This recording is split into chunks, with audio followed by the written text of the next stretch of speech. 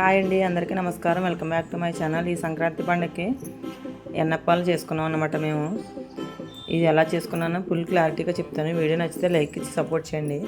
వీటిని మేమైతే ఎన్నప్పాలు అంటాం, మరి మీరేమంటారో కామెంట్ చేయండి. ముందుగా బియ్యాన్ని రాత్రి నానబెట్టామన్నమాట. రాత్రి నీట్గా కడిగేసి నానబెట్టాను. మళ్ళీ ఉదయాన్నే మళ్ళీ 2 టైమ్స్ కడుగుతున్నాను, స్మెల్ రాకుండా. క్వాంటిటీ వచ్చేసి 4 కేజీలు రైస్ తీసుకున్నాను అనమాట. 2 కేజీలన్నర మనం వండుకునే బియ్యం, ఇంకా కేజీన్నర వచ్చేసి రేషన్ బియ్యం తీసుకున్నాను. ఇవన్నీ కలిపేసేసి నైటే నానబెట్టేసుకుని మళ్ళీ ఉదయాన్నే ఇంకో 2 టైమ్స్ కడిగేసి ఇలా గిన్నెలోకి వాటర్ అంతా పోయేలాగా వేసుకున్నాను అనమాట.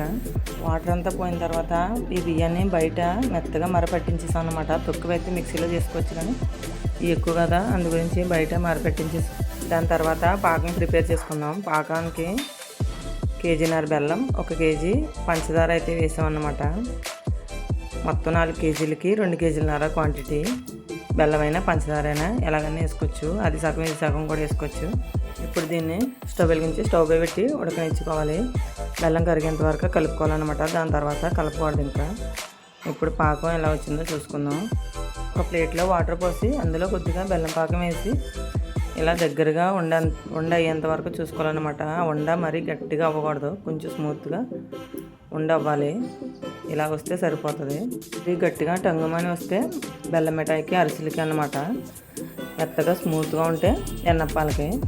ఇప్పుడు పాకం వచ్చిన తర్వాత ఈ పిండిని కొద్దిగా వేసుకుంటూ కలుపుకోవాలన్నమాట.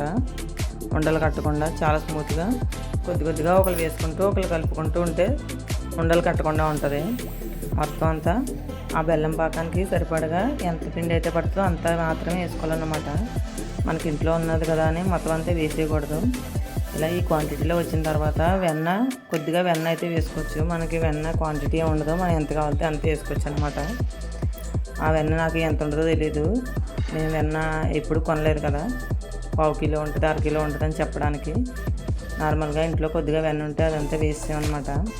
ఈ క్వాంటిటీలో వచ్చిన తర్వాత పొయ్యి వెలిగించుకుని ప్యాన్ పెట్టుకుని ఆయిల్ పోసుకోవాలి. ఆయిల్ ఎక్కిన తర్వాత మన చేతితో చపాతీ ముద్ద అంతా తీసుకుని చేతికి ఆయిల్ రాసుకుని ఇలా నూనెలో వేయించుకుని అటు ఇటు టర్న్ చేసుకుంటే లైట్ బ్రౌన్ కలర్ వచ్చిన తర్వాత తీసేసుకుంటే సరిపోతుంది.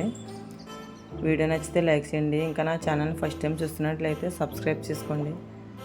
ఇంకా ఈ ఎన్నప్పాలు మీలో ఎంతమందికి ఇష్టమో కూడా కామెంట్ చేయండి. అన్నట్టు చెప్పడం మర్చిపోయిన, బియ్యం తడిగా ఉన్నదప్పుడే మరపట్టించుకోవాలన్నమాట. ఉంటానండి, బాయ్ బాయ్.